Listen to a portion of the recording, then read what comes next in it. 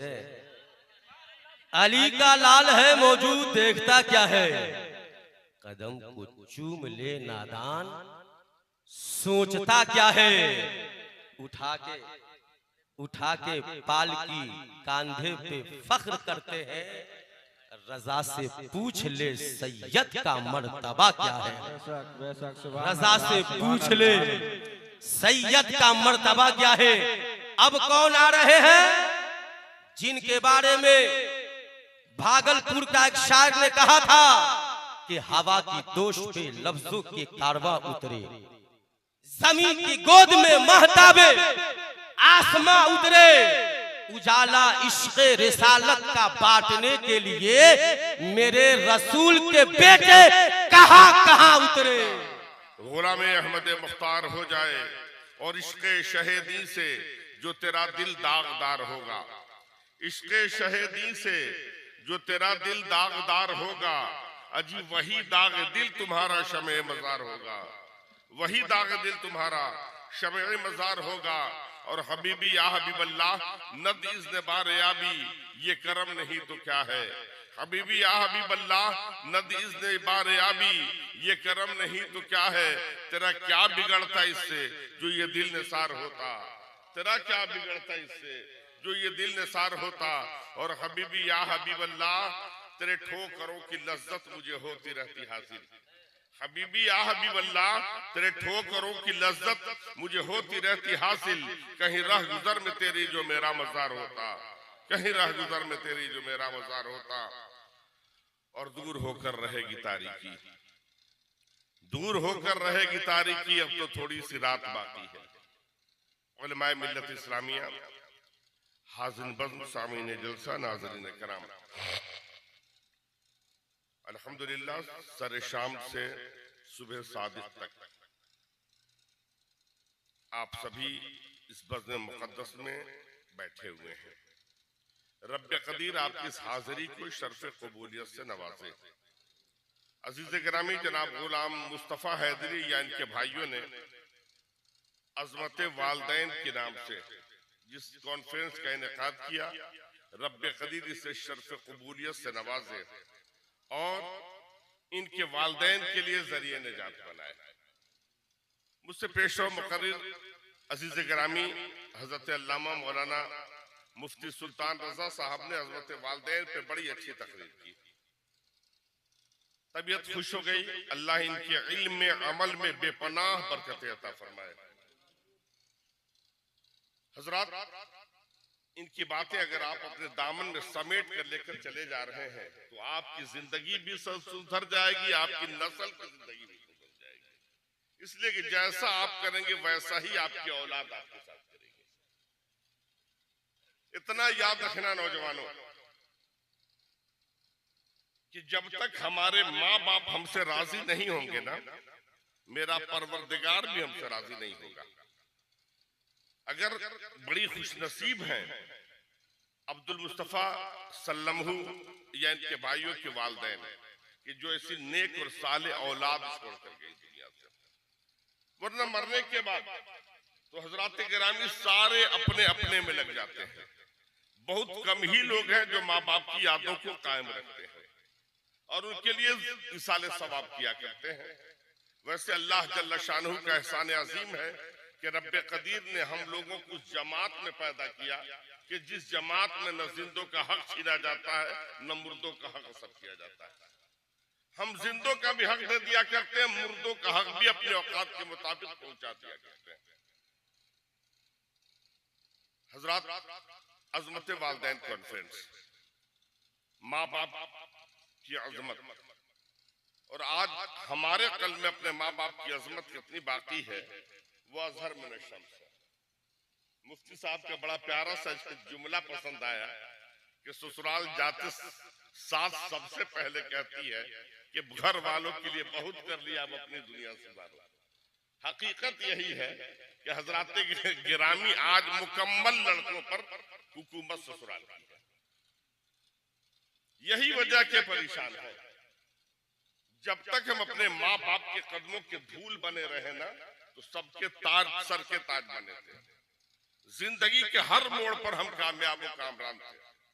इतना याद रखना कि अगर हमारे माँ बाप हमसे राजी नहीं हुए ना तो हमारा परवरदिगार भी हमसे राजी नहीं होगा। हजरत मालिक बिन दीनार एक अल्लाह के वली है। आप इरशाद फरमाते कि मैं हज बैतुल्लाह के लिए गया, जबले अबू कुबैस पर जिक्र खुदावंदी में मशगूल था, याद खुदावंदी में लगा था। इसी दरमियान आसमान दुनिया से दो फरिश्ते नमूदार हुए। फरिश्ते जबले अबू कुबैस पे आते हैं, आने के बाद एक फरिश्ता दूसरे फरिश्ते से सवाल करता है, क्या जी जानते हो इस साल कितने लोग हज के लिए आए हैं? पहला फरिश्ता जवाब देता कि 90,000 हाजी हज बैतुल्लाह के लिए आए। 90,000 हाजी आए हैं। फिर पहले ने सवाल किया, क्या 90,000 हाजी हज के लिए आए? तो रब्बे कदीर ने इन हाजियों के हज को शर्फ कबूलियत से नवाज दिया। अल्लाह ने इन हाजियों के हज को कबूल कर लिया। इतने में निदाए गायबी होती है, आसमान से आवाज आती है, 90,000 हाजी तो आए हैं, लेकिन रब्बे कदीर ने तमाम हाजियों के हज को कबूल कर लिया, इल्ला फखरुद्दीन बलखी, सिवाय फखरुद्दीन बलखी के अल्लाह ने तमाम हाजियों के हज को कबूल कर लिया। बड़े बड़े पापियों को माफ कर दिया, बड़े बड़े मुजरिमों को दरगुजर कर दिया, बड़े बड़े जानियों के खताओं को माफ कर दिया। अल्लाह ने सबको माफ किया, लेकिन फखरुद्दीन बलखी को माफ नहीं किया और कयामत तक उसे माफ नहीं करेगा। अल्लाह वालों के सीने में सबके लिए दर्द होता है। नौजवानों तवज्जो चाहता हूं, सीने में सबके लिए दर्द होता है। हज़रत मालिक बिन दीनार परेशान हो गए, या अल्लाह ये कैसा, कितना बड़ा मुजरिम है, कितना बड़ा खताकार है, कितना बड़ा गुनहगार है। अल्लाह ने सबको माफ कर दिया, लेकिन उसे क्यों माफ नहीं किया? कौन सी गलती सरजद हो गई? लिहाजा चलकर फखरुद्दीन से मिलूं, पूछूं कि फखरुद्दीन तेरा कसूर क्या है? फखरुद्दीन तूने कौन ऐसा जुर्म कर दिया कि अल्लाह तुझसे नाराज है? रब की शान तो ये है कि वो सत्तारुल अयूब है, वो ऐब पर पर्दा डालता है, लेकिन तूने कौन ऐसी गलती की कि रब ने तुम्हारे ऐब को चाक कर दिया?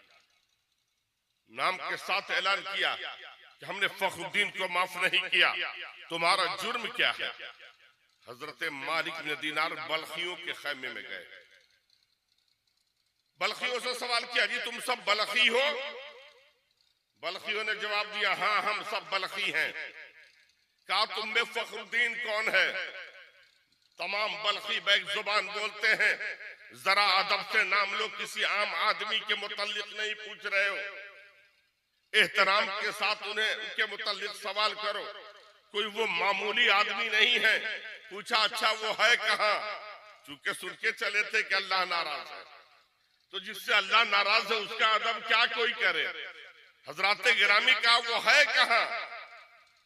कहा कि अजीब, अभी अपने जुबान पर कंट्रोल तूने नहीं किया, तुम्हें मालूम नहीं कि जिसके मुतल्लिक पूछ रहे वो आम आदमी नहीं है, वो अल्लाह के बरगुजीदा बंदों में उनका शुमार होता है। तुम पहले हज के लिए आए होगे, दूसरे हज के लिए आए होगे, तुम्हारा तीसरा हज होगा, लेकिन जानते हो जिसके मुतल्लिक तुम सवाल कर रहे हो उनका 24वां हज है। 24वें हज के लिए वो आए हैं और पूरे पूरे दिन रोजा रहते हैं, पूरी पूरी रात मुसल्लिक के पुष्प पर खड़े होकर गुजार देते हैं। अभी हम लोग हरम शरीफ में थे, खाने का वक्त हो गया, हम अपने अपने खैमे में आ गए, लेकिन वो तो रोजे से हैं। वो अपने उठे और उठने के बाद जबले अबू कुबैस के दामन में चले गए हैं। वहां अपनी पेशानी को रब की बारगाह में झुकाकर इल्तिजाओं की भीख तलब कर रहे हैं। वो रोए चले जा रहे हैं, वो रोते होंगे, जाकर देख लीजिए। वो अपने रब को राजी करने में लगे होंगे, वो अपने रब को मनाने में लगे होंगे। हजरत मालिक बिन दीनार परेशान है, या अल्लाह मैंने जो सुना वो गलत नहीं सुना है। आसमान से आवाज आई थी, निदाए गैबी थी कि मैंने फखरुद्दीन को माफ नहीं किया, लेकिन ये सब कह रहे वो बड़ा नेक है, बड़ा मुत्तकी है, बड़ा पारसा है। आवाज खल्क को नकारे खुदा समझो, जिसे दुनिया अच्छा कहे तुम भी अच्छा समझो। लिहाजा चले देखें मामला क्या, उनसे मिलकर मालूम तो किया जाए कि कौन सी गलती उनसे सरजद हो गई। हजरत मालिक बिन दीनार जबले अबू कुबैस के दामन में जाते हैं, देखा एक शख्स है तपते हुए रेत पर अपनी पेशानी को रब की बारगाह में झुकाए हुए जिक्र अस्कार में मशगूल है। याद खुदाबंदी में मशगूल है, रोए चला जा रहा है, इल्तिजाओं की भीख तलब कर रहा है। मेरे मौला मैं मुजरिम जरूर हूँ लेकिन तू गुनाहगारों को बख्शने वाला है। मेरे मौला मेरी खताएं बहुत हैं लेकिन तेरे फजल करम तो और ज्यादा है। अपने फजल से हमें माफ फरमा दे, अपने करम से हमारी लफ्जिशों को दरगुजर फरमा दे। रोए चले जा रहे हैं। हजरत मालिक में दिनार वहीं खड़े देख रहे हैं। हजरत फखरुद्दीन बल्खी को अंदाजा हो गया कि कोई आ गया है। फौरन सजदे से सर उठाया। सजदे से सर उठाने के बाद देखा सामने कोई खड़ा है। हजरत मालिक में दिनार ने फखरुद्दीन बल्खी को सलाम किया। फखरुद्दीन बल्खी ने जवाब दिया। फखरुद्दीन बल्खी ने जवाब देने के बाद फौरन सवाल किया, केशक तू कौन है, तेरा नाम क्या है? इतने में हजरत मालिक में दिनार ने फरमाया कि पहले आप अपना नाम बता दे कि आपका नाम क्या है। हजरत फखरुद्दीन बल्खी ने कहा कि मुझे अपना नाम नहीं बताना, तुम पहले अपना नाम बताओ। हजरत मालिक में दिनार ने कहा कि मैं अपना नाम नहीं बताता। फखरुद्दीन बल्खी ने कहा तुम अपना नाम नहीं बताओगे? कहा मैं अपना नाम नहीं बताऊंगा। इसलिए फखरुद्दीन बल्खी ने कहा कि सुनो, जब अगर तुम अपना नाम नहीं बताते तो मैं ही तुम्हारा नाम बता देता हूँ, मैं ही तुम्हारा नाम बता देता हूँ। क्या तुम फखरुद्दीन बल्खी मालिक में दिनार नहीं हो? इतना सुनने के बाद हजरत फखरुद्दीन बल्खी परेशान हो गए कि या अल्लाह, ये तो इतना बड़ा अल्लाह का बरगुज़ीदा बंदा है कि इसने कष्ट के जरिए मेरे नाम का पता भी लगा लिया। परेशान है, सोच रहे हैं। इतने में फखरुद्दीन बल्खी ने फौरन सवाल किया कि मालिक में दिनार कैसे आना हुआ, किस गर्ज से आए हो, आने का मकसद क्या है? हजरत फखरुद्दीन बल्खी ने जब सवाल किया, हजरत मालिक में दिनार सोच रहे कि या अल्लाह, मैंने तो सुना है कि बड़ा अल्लाह इससे इतना नाराज है कि अल्लाह ने इसके से इतना नाराज कि अल्लाह ने कहा कि क़यामत तक हम इसे माफ नहीं करेंगे। लेकिन सारे लोग कह रहे हैं बड़ा मुत्तकी, बड़ा पारसा, बड़ा इबादत गुजार है। मैं कैसे कहूं कि तू बड़ा मुजरिम है, बड़ा पापी है, बड़ा खाती है, बड़ा खताकार गुनहगार है? कैसे कहूं, परेशान है। कहा अच्छा आना कैसे हुआ? कहा कि बस आया सुना है कि आप हज बैतुल्लाह के लिए आए हैं, आपकी ज़ियारत के लिए आ गया हूं। कहा नहीं, कोई और मकसद है, जो असल मकसद वो बताओ। कहा कोई मकसद नहीं है, सिर्फ यही कि आपकी ज़ियारत कर लूं। कहा नहीं। कहा कि हुजूर बस यही मकसद है कि 24वां हज है आपका, आपकी ज़ियारत के लिए आ गया। कहा नहीं, अभी भी तुम छुपा रहे हो। अगर तुम नहीं बताना चाहते हो तो मैं ही बता देता हूँ कि तुम किस मकसद से मेरे पास आए हो। कहा तब आप ही बता दे। कहा क्या तुम जबल अबू कुबैस पर जिक्र व अस्कार में मशगूल थे, इतने में निदाए गैबी नहीं सुना? तुम्हारे कानों में ये आवाज नहीं आई कि मैंने सारे मुजरिमों को माफ कर दिया इल्ला फखरुद्दीन बल्खी? 90,000 हाजियों में से तमाम हाजियों के खताओं को माफ कर दिया, सबके हज को हज मबरूर किया, लेकिन फखरुद्दीन बल्खी के हज को कबूल भी नहीं किया। उसकी इबादतों को उसके मुंह पर फेंक दिया और उसे माफ भी नहीं किया। क़यामत तक हम उसे माफ नहीं करेंगे। ये आपने नहीं सुना था? कहने के बाद रोने लगे। हजरत मालिक ने दिनार ने फरमाया हाँ मामला यही है, लेकिन ये फखरुद्दीन बल्खी अल्लाह तुमसे नाराज क्यों है? नौजवानों तवज्जो चाहता हूं, बड़े इबादत गुजार थे, बड़े मुत्तकी थे, बड़े पारसा थे, पूरी पूरी रात मुसल्ले के पुष्ट पर खड़े होकर गुजार देते थे, पूरे पूरे दिन रोजा रखते थे, 24 साल से हर साल हज बैतुल्लाह के लिए जाया करते थे। फिर भी रब उनसे राजी नहीं है, परवरदिगार आलम उनसे खुश नहीं है। वजह क्या है? हजरत फखरुद्दीन बल्खी से मालिक ने दिनार ने सवाल किया, ए फखरुद्दीन बल्खी, परवरदिगार तुमसे इतना नाराज क्यों है? फखरुद्दीन बल्खी ने कहा हजरत मालिक में दिनार, आज से 24 साल कबल का वाकया है। मैं हज बैतुल्लाह के लिए, मैं अपने जमाने का बहुत बड़ा शराबी था, मैं अपने दौर का बहुत बदनाम जमाना शराबी था। रमजान मुबारक का मुकद्दस महीना आ गया। रमजान के मुबारक महीने में तमाम मुसलमान असर की नमाज पढ़कर अफ्तार के लिए घर जा रहे थे, लेकिन मैं किस्मत का मारा, बदनसीब, बदकिस्मत शराब खाने से निकलकर घर गया। जैसे घर गया देखा माँ मेरी चूल्हे पर बैठी रोटियां बना रही हैं, तंदूर पे बैठी तंदूरी रोटी बना रही हैं। जैसे मेरी निगाहों ने तंदूरी रोटी को देखा, भूख की शिद्दत का एहसास हो गया। मैंने अपनी माँ से कहा, ए माँ जोरों की भूख लगी है, मुझे एक रोटी दे दे। मेरी आवाज से माँ ने अंदाजा कर लिया कि आज मैं शराब पी कर आया हूँ। माँ गुस्से से कांपने लगी, माँ चीखने लगी, बेशरम बेगैरत, तेरी गैरत मर गई, इससे पहले तू क्यों नहीं मर गया? तेरी गैरत को कैसे गंवारा है कि रमजान के महीने में भी तू शराब पीकर घर में आया है। जिस मोहल्ले में हम लोग रहते हैं ये यहूदो नसारा का मोहल्ला है। पूरे मोहल्ले वाले मुसलमानों के रमजान का एहतराम करते हैं और तू कैसा बेगैरत मुसलमान है कि शराब पीकर रमजान के जमाने में घर में आ रहा है। मेरी निगाहों से दूर हो जा, मेरे घर से निकल जा, मैं तुम्हें एक पल देखना गवारा नहीं करती। माँ गुस्से से चीख रही है, माँ गुस्से से कांप रही है। मैं रोटी देखकर रोटी की तरफ आगे बढ़ा, कहा मुझे रोटी देती ही या नहीं? माँ ने कहा निकल जा मेरी निगाहों से, मेरे घर से भाग जा। माँ गुस्से से कांपने लगती है। मुझे भूख लगी थी, मैं आगे बढ़ा, माँ से कहा रोटी दे दो। माँ ने रोटी को छुपा दिया। जोरदार तमाचा मैंने अपने बूढ़ी माँ के गाल पर लगा दिया। मेरी बूढ़ी माँ जो रोजे से थी, जवान बेटे की ताप को बर्दाश्त न कर सकती, वो लुढ़क कर जलते हुए तंदूर के अंदर चली जाती है। मैं अपने कमरे में आ गया, आकर कमरे में सो गया।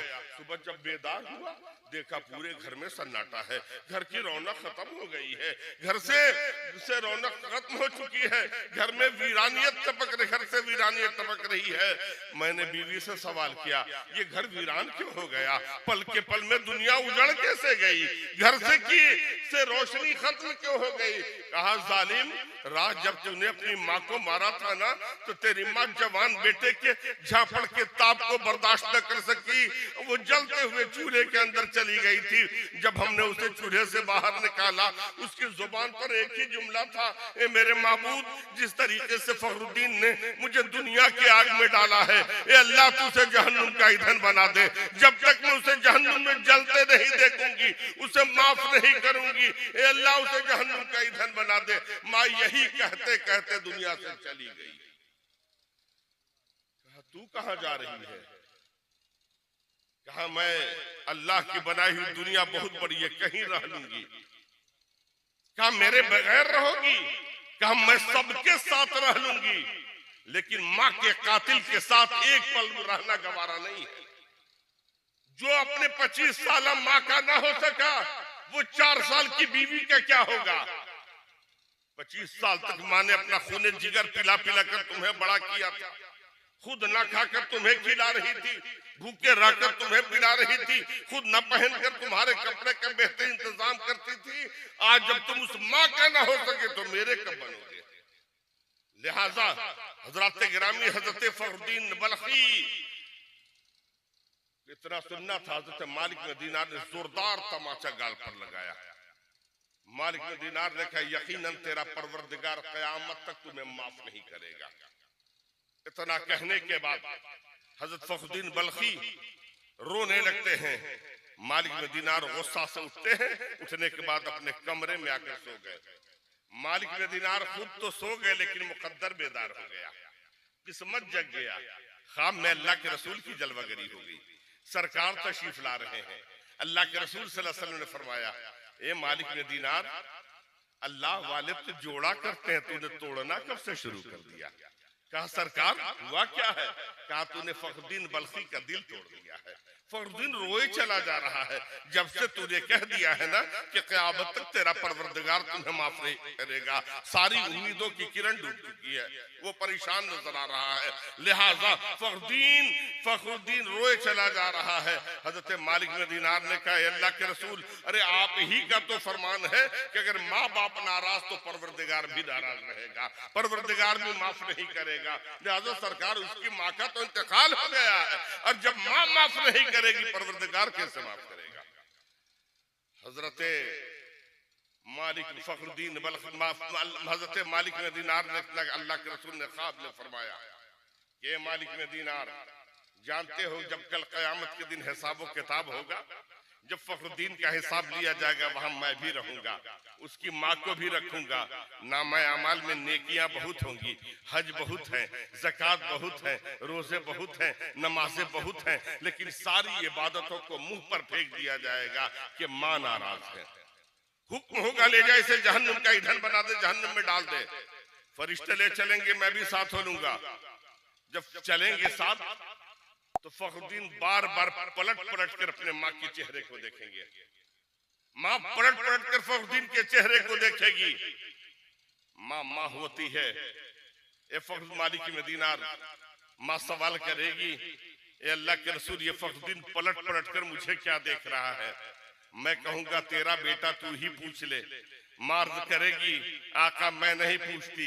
थोड़ी देर के बाद फिर फखरुद्दीन पलट कर देखेंगे, फिर मालिक मदीना, फिर माँ पलट कर फखरुद्दीन पलट कर देखेंगे। माँ वही सवाल करेगी, ए अल्लाह के रसूल ये बार बार मुझे क्यों देख रहा है? अल्लाह के रसूल फरमाएंगे तेरा बेटा है, तू ही पूछ ले। माँ नार्ज करेगी, वे आका मैं इससे नहीं पूछती, मैं उससे बात नहीं करती, उसने बड़ी इज़ाएं पहुंचाई है। बार बार जब इस अमल को फखरुद्दीन दोहराते रहेंगे, बिलाखिर मालिक मदीना माँ माँ हुआ करती है। माँ रोते हुए अर्ज करेगी, आका ये बार बार मुझे क्यों देख रहा है? अल्लाह के रसूल सवाल करेंगे कि फखरुद्दीन तुम्हें जहन्नुम में जाने का हुक्म हो गया है, अब तू बार बार पलट कर अपने माँ को क्यों देख रहा है? तो फखरुद्दीन अर्ज करेंगे, मेरे आका मैं अपने माँ के चेहरे को देख रहा हूँ। ये वही शफीक और मेहरबान माँ है कि बचपने के जमाने में एक बार इन्होंने गर्म दूध मुझे पिला दिया था, मेरी जुबान जल गई थी, रोने लगा तो मेरी माँ अपने गले से लगाकर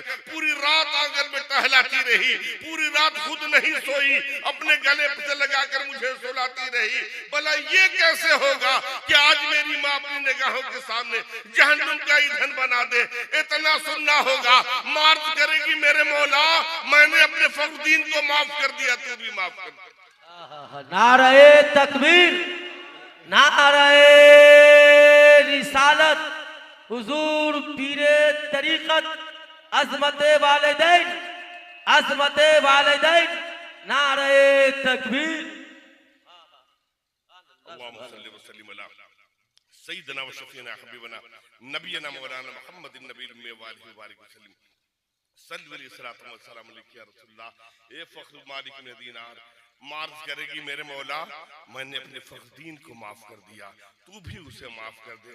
पता चला नौजवानों, चाहे हम जितनी इबादत कर लें, जितनी रियाजत कर लें, अगर माँ बाप हमसे नाराज है ना तो हमारा परवरदिगार भी हमसे राजी नहीं होगा। अगर रब को राजी करना चाहते हैं तो पहले अपने माँ बाप को राजी कर लें।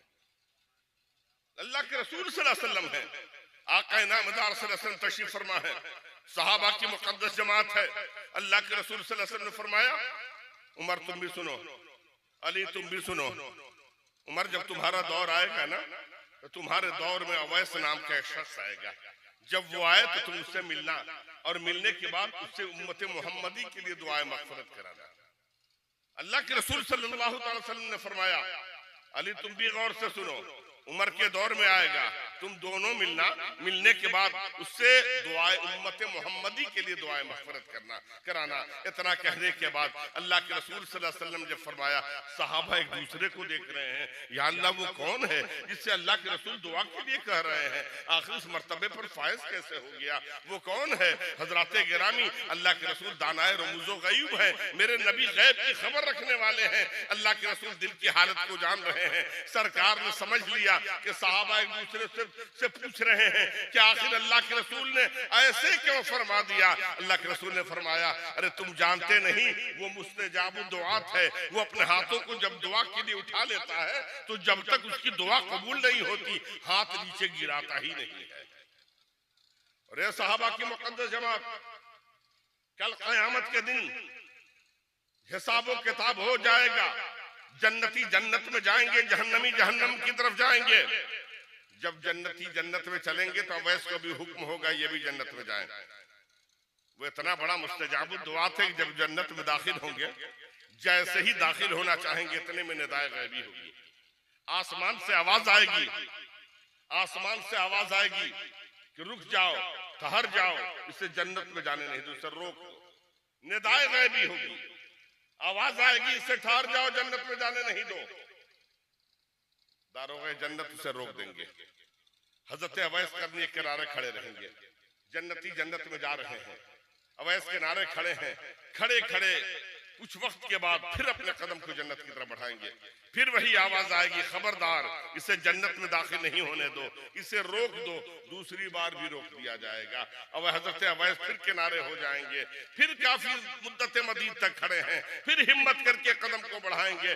जैसे ही वो जन्नत में दाखिल होना चाहेंगे, फिर वही तीसरी बार आवाज आएगी, खबरदार इसे जन्नत में नहीं दाखिल होने देना, इसे जन्नत में नहीं जाने देना। जैसे तीसरी बार रोका जाएगा, फौरन हजरत अवैस अपने दोनों हाथों को अपने रब की बारगाह में फैलाएंगे, इल्तिजाओं की भीख तलब करेंगे, अर्ज करेंगे, ए मेरे मौला, अरे मैं ही तो वो अवैस हूं कि जब मैं दुआ करता था तो जब तक मेरी दुआ कबूल नहीं होती थी मैं हाथों को नीचे गिराता ही नहीं था। ए मेरे मौला, मेरी दुआओं की बरकत से कितने जहन्नमी जन्नत में चले गए। ए मेरे मौला, मुझसे कौन सी गलती सरजद हो गई कि मेरे जाने पर आज पाबंदी लगाई जा रही है। इतने में निदाए गैबी होगी, आवाज आएगी, ए अवैस, तेरे जन्नत में जाने पर पाबंदी नहीं है, तुम्हें तो जन्नत में जाने से सिर्फ इसलिए रोका जा रहा है कि रुके रहो, जन्नती जन्नत में चले जाएं, और जितने जहन्नमी बचे रहेंगे जिनकी तरफ इशारा कर दोगे सबको जन्नत में दाखिल कर दिया जाएगा, सबको जन्नत में दाखिल कर दिया जाएगा। सहाबा ने सवाल किया, अल्लाह के रसूल, ये मकाम अवैस को मिला क्यों? अल्लाह के रसूल सल्लल्लाहु अलैहि वसल्लम ने फरमाया कि मुझसे बेपनाह मोहब्बत करता है। सहाबा ने अर्ज़ किया, अल्लाह के रसूल, ये कैसी मोहब्बत है? प्यारे मुस्तफा सल्लल्लाहु अलैहि वसल्लम, कैसी मोहब्बत है? हम तो इशा की नमाज पढ़कर घर जाते हैं तो पूरी रात माहिए बेआब की तरह तड़पते गुजार देते हैं, कब सुबह का नूर तुलू हो, आमना के लाल की ज़ियारत हो, कब मस्जिद नबी में दाखिल हो, सरकार को हम देखें। ए आका इनामदार, ये कैसी मोहब्बत है? वो अब तक आपकी ज़ियारत को भी ना आ सके। अल्लाह के रसूल ने फरमाया, जानते हो, मैंने कह दिया है, अल्लाह और अल्लाह के रसूल को राजी करना चाहते हो तो अपने माँ बाप को राजी कर लो, और उसकी माँ बाहयात है, लिहाजा वो अपनी माँ को छोड़कर नहीं आना चाहता कि अगर माँ को तकलीफ पहुंचेगी तो अल्लाह के रसूल नाराज हो जाएंगे। पता चला मुसलमानों कि जब तक हमारे माँ बाप राजी नहीं होंगे हमारा परवरदिगार भी हमसे राजी नहीं होगा। लिहाजा जरूरत यह कि पहले अपने माँ बाप को राजी कर लें।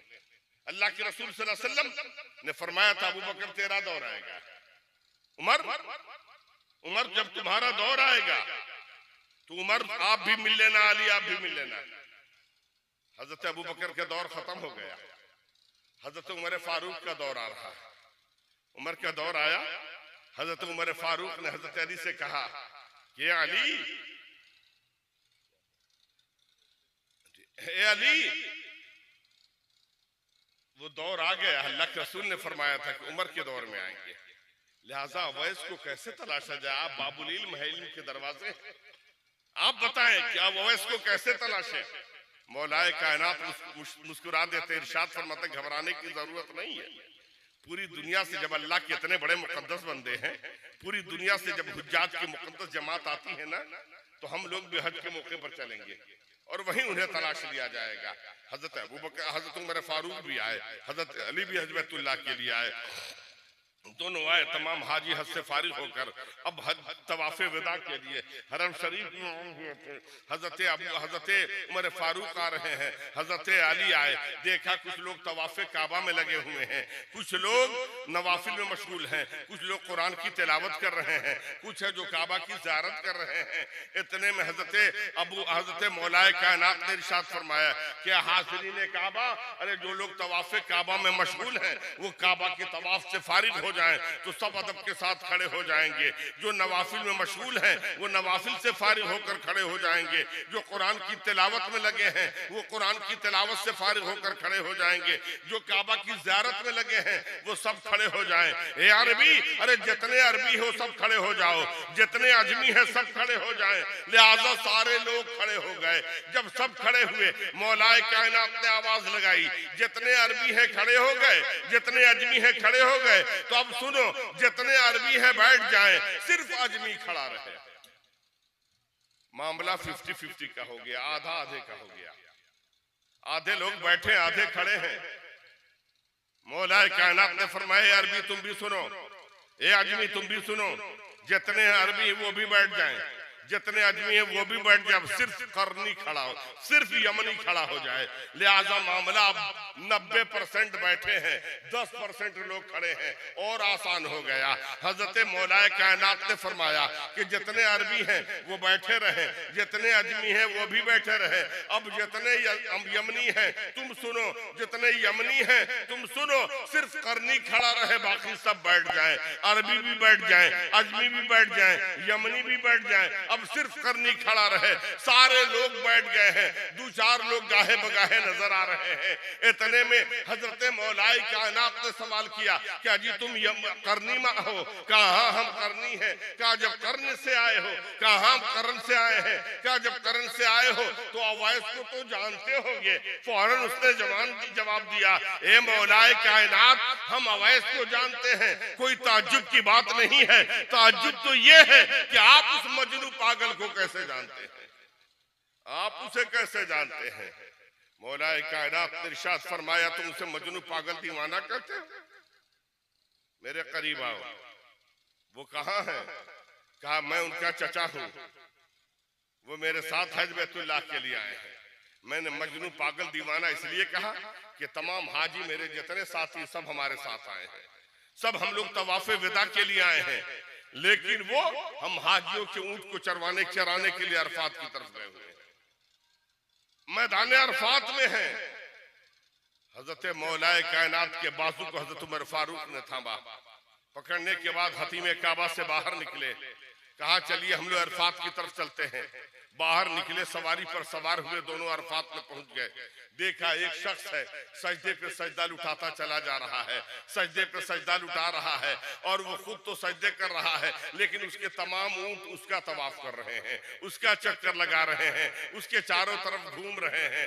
हजरत मौलाए कायनात खड़े हैं, हजरत उमर फारूक खड़े हैं, दोनों खड़े हैं। जब सजदे से सर उठाया, सलाम फेरा, सलाम दुआओं से फारिग हुए, आपने सलाम किया, हजरत अवैस ने जवाब दिया। हजरत अवैस से हजरत उमर फारूक ने सवाल किया कि जी आपका नाम क्या है? उन्होंने जवाब दिया मेरा नाम अब्दुल्ला है।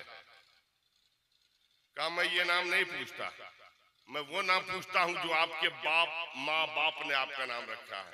कहा कि हाँ मैं अब्दुल्ला ही हूं। हजरत मौलाए कायनात ने हजरत अबू बकर की तरफ, उमर फारूक की तरफ इशारा किया, क्या इन्हें पहचानते हो? कहा ये भी अब्दुल्ला होगा।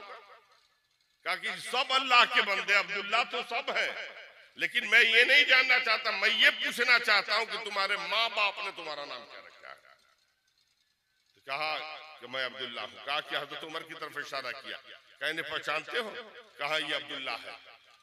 कहा अब्दुल्ला तो है, लेकिन ये उमर फारूक है, खलीफतुल मुस्लिमीन है। इतना सुनना था, हजरत अवैस करनी मुस्कुराने लगे। मुस्कुराते हुए आपने जवाब दिया खलीफतुल मुस्लिमीन है। उमर का नाम सुनकर तो शैतान को पसीना आता था, ये तो मर्द मोमिन है। मुस्कुराने लगे।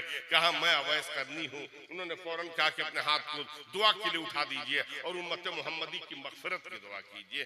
किस्सा बताना मकसद नहीं है, बताना ये चाहता हूँ कि रसूल ने दुआ के लिए कहा था। आखिर ये मकाम मिला क्यों? मकाम सिर्फ इसलिए मिला कि उन्होंने अपने माँ को राजी कर लिया था। तो अपने माँ बाप को राजी कर ले, जब माँ बाप राजी होंगे तो हमारा परवरदिगार भी राजी होगा।